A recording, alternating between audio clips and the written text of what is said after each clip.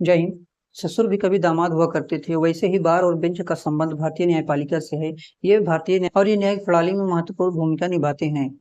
आज हम बार और बेंच के शाब्दिक अर्थों, उनके कार्यों और उनके आपसी संबंधों को समझेंगे कि यदि कभी किसी बार या बेंच के आपस में टकराते हैं तो उस दशा में भारतीय न्यायिक प्रणाली में, भारतीय न्यायिक प्रक्रिया में क्या असर पड़ता है। वीडियो को आगे देखने से पहले चैनल को सब्सक्राइब कर लीजिए और चैनल के बेल आइकन का बटन दबा लीजिए, जिससे आने वाले नई वीडियो का नोटिफिकेशन आप तक सबसे पहले पहुंचे। बार के शाब्दिक अर्थ को समझेंगे।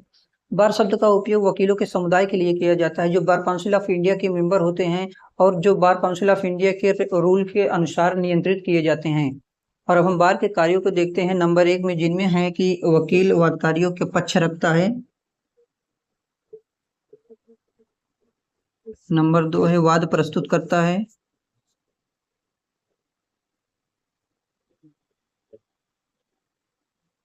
नंबर 3 है कानूनी दस्तावेजों का निर्माण करना।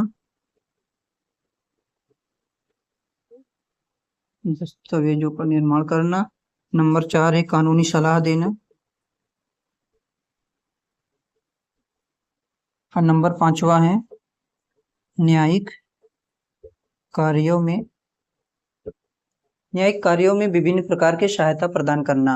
अब हम इसी तरह बेंच के बारे में भी समझेंगे। बेंच शब्द का मतलब उस न्यायालय के जजों या न्यायाधीशों के समूह को कहते हैं जो मेंबर ऑफ जुडिशरी से होते हैं, जो किसी मामले की सुनवाई करते हैं और निर्णय सुनाते हैं। अब हम देखते हैं बेंच के कार्य। अदालतों में बेंच का कार्य न्यायिक निष्पक्षता और प्रक्रिया की सही दिशा में सुनिश्चित करना होता है। और उस दिशा में हम बेंच के कार्यों को देखें तो नंबर 1 होता है बेंच न्यायालय में किसी भी मामले की सुनवाई करता है,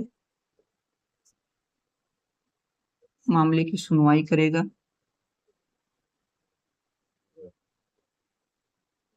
नंबर 2 निर्णय सुनाएगा।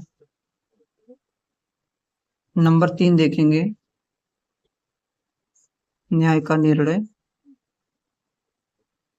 सुनिश्चित करेगा।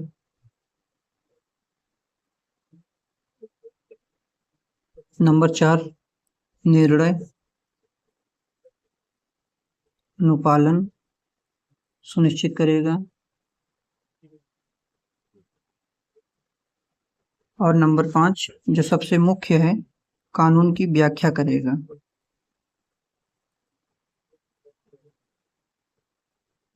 यानी न्यायालय कानून की व्याख्या भी करेगा कि यह कानून वैध है या अवैध है। अब देखते हैं बार और बेंच के आपसी संबंध को, और वो यह देखेंगे कि वे अपने आपसी संबंध को किस प्रकार से सजो के रखे हुए हैं।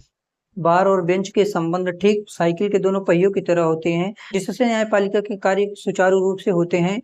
आपको पता ही होगा कि साइकिल के पहिया अगर खराब हो तो साइकिल को चलाना कितना मुश्किल होता है। ठीक उसी तरह बार और बेंच में कभी किसी एक बार या बेंच के हितों में टकराव होता है तो न्यायिक प्रक्रिया में बाधा उत्पन्न हो जाता है। इसलिए बार और बेंच अपने संबंध को ठीक रखने के लिए एक दूसरे का सहयोग, सम्मान, मर्यादा, कानून और संविधान के प्रति निष्ठा रखते हैं।